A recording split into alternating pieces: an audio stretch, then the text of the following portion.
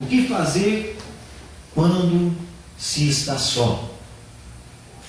O que fazer quando nos encontramos sós? Amados, esse texto da palavra de Deus aqui, quando Jesus se encontra ali só no jardim do Getsemane. Esse texto nos conta que Jesus havia pego seus discípulos depois de ele haver cegado, depois de ele haver feito toda a sua caminhada, todos os milagres que ele havia feito. Ele sabia que estava se aproximando a hora, e ele pega os discípulos, se retira e vai para o monte para orar. E ali no monte, Jesus, apesar de estar acompanhado dos discípulos ali, menos de Judas Iscariotes, Jesus diz para alguns discípulos ali, para 8 daqueles discípulos se assentarem e ficarem num lugar. Pega 3 discípulos, isso aí está ali no versículo 36, no versículo 37 ele pega 3 discípulos que eram os mais achegados a ele, Pedro e os 2 filhos de Zebedeu, Tiago e João, e vão um pouco avante, e Jesus diz para aqueles 2 lá, que eles estariam ali orando, vigiando com Jesus. E Jesus pega e vai um pouco mais à frente ainda, e se coloca só e começa a orar. Quando ele volta, ele encontra ali aqueles 3 discípulos que eram os mais achegados a ele, Pedro, Tiago e João. Os 3 estavam dormindo. Nem aqueles 3 haviam conseguido perseverar com ele. Jesus se encontra naquele instante só. Os seus amigos aqui da terra, os seus amigos que andavam com ele, os seus discípulos que estavam aprendendo com ele, o deixaram só. Porque o sono era pesado, o cansaço era muito grande, e Jesus ali se sentia só. Amados, e o interessante da palavra de Deus é que ela é viva para os nossos dias. O apóstolo Paulo diz que a palavra do Senhor ela é viva e ela é eficaz, como uma espada de 2 gumes, a ponto de separar as juntas das medulas da alma do espírito. E ela para os nossos dias, ela é para nos transformar também. E essa mensagem de Jesus, ela um determinado tempo depois, ela toca na vida de um outro homem resgatado, que se chamava Saulo, e depois seu nome é Paulo. E ele também era um homem que se sentia muito só. Você começa a ler as cartas de Paulo, e você começa a ver que ele estava preso, e algumas vezes ele diz assim: olha, todo mundo me abandonou, eu fiquei só aqui. Por favor, traga a capa. Se vier para cá, traga os pergaminhos para mim. Algumas vezes alguém havia ficado com ele. Tem um texto ali que ele diz assim: olha, Lucas, doutor Lucas ficou comigo, está me cuidando aqui na cadeia. Então, ele também era um homem que se sentia só em algumas situações da sua vida. E nós nos sentirmos só, amados, não é algo exclusivo nosso. Quando você muitas vezes se sente só na luta, quando você se sente que parece que todas as pessoas te abandonaram, e quem sabe algumas vezes parece que até Deus te abandonou. E como o apóstolo Paulo dizia: sede meus seguidores como eu sou de Cristo. Nós também precisamos ser seguidores de Cristo, entendendo o que esse texto pode nos revelar, pode nos trazer para aplicarmos na nossa vida, no nosso dia a dia. Nós que temos o Senhor Jesus como o nosso mestre, como o nosso Salvador, como o nosso Senhor. E existem algumas coisas que nós vemos aqui sobre essa passagem da palavra de Deus que nós podemos aplicar na nossa vida quando nós nos encontrarmos sós. Muitas vezes parece que nós estamos sós, mas não estamos.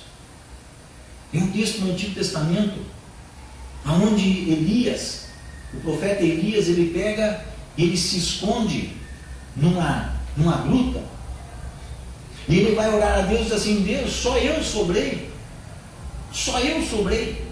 E Deus diz assim: não, existem ainda 7.000 joelhos que não se dobraram a Baal.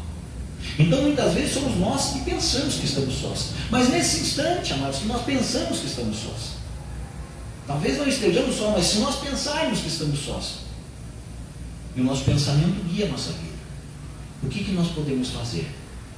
Nós precisamos aprender com Jesus. O que Jesus fez quando ele viu que estava só, a primeira coisa que ele fez, que ele nos ensina a fazer: lute até o fim.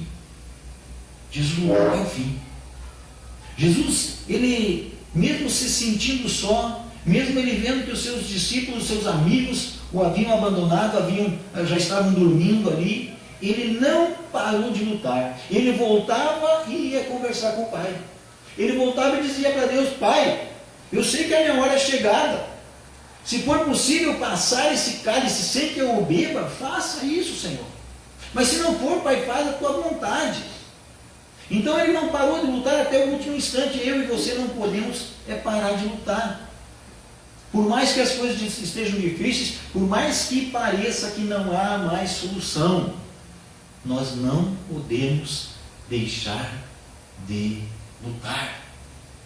Está muito fácil hoje, no meio do povo, de desistirmos das coisas, desistirmos do casamento, desistirmos de fazer um curso, desistirmos de uma faculdade, desistirmos dos próprios filhos. Algum tempo atrás, amados, nós estávamos numa reunião e havia ali um pastor amado que já estava cansado. E ele abria o seu coração naquela reunião e ele dizia que o filho dele estava nas drogas. E que ele já havia mandado o filho sair de casa. Que não tinha lugar para ele naquela casa mais por causa da droga. E nós ali naquela reunião começamos a ministrar com aquele homem, porque ele já estava cansado. Ele já estava se sentindo só na luta. E ele já havia até mandado o filho dele sair de casa. Ele havia desistido do próprio filho. E nós ministramos com ele ali: olha, a última esperança do teu filho é você. É você que tem que apresentar Jesus ao teu filho. Um Jesus vivo, é na tua vida que ele vai ver esse Jesus vivo. Não desista do teu filho. Não desista do teu filho. Vai até o fim e lute por ele. Não desista do teu casamento, não desista da tua família, não desista da tua saúde. Pode ser que até uma enfermidade esteja tomando conta. Não desista de buscar a saúde, de lutar pela saúde. Por mais que você esteja se sentindo só, não desista nunca. Eu lia essa semana, me enviaram um e-mail e eu achei muito interessante. E talvez alguns irmãos já tenham visto esse e-mail, que é: não deixe de comer os morangos. E conta a história de uma pessoa que estava fugindo de uns ursos. E no correr, no fugir dos ursos, ele cai num buraco, cai num barranco, e ele consegue ficar agarrado nos arbustos ali, e os ursos estão em cima, e abaixo, quando ele olha, tem umas onças ali para pegá-lo. Assim que ele cai, aquelas onças estavam com a boca aberta, aqueles tigres ali com a boca aberta, para não comer. E se ele só para cima, o urso estava louco para pegar ele também. E quando ele olha para o lado, ele vê que há alguns morangos que brotaram ali. É uma história, é um exemplo. E ele se espicha todo, agarrado com uma mão, com a outra mão ele se espicha todo e pega aquele morango. E ele nunca viu um morango tão lindo na vida dele. Nesse texto diz que aquele morango parecia até dourado, aqueles pelinhos, aquelas felpinhas que tem no morango brilhavam ao sol e ficavam dourados. Ele olha aquele morango e ele degusta aquele morango com todo o seu amor, com toda a sua vontade. Talvez era o último morango da vida dele. Os animais ali embaixo, em cima, louco para devorá-lo. Mas ele não desistiu nunca na vida dele. Ele não desistiu dos seus sonhos, ele não desistiu dos seus prazeres, ele não desistiu de buscar o que ele queria. Quando ele vê aquele morango, ele vai buscar aquele morango. Não desista dos teus sonhos, não desista da tua família, não desista das tuas metas. Nunca. Por mais que você ache que esteja só ou esteja só, realmente. Não desista nunca. Vá até o fim, lute até o final. Lute até o final.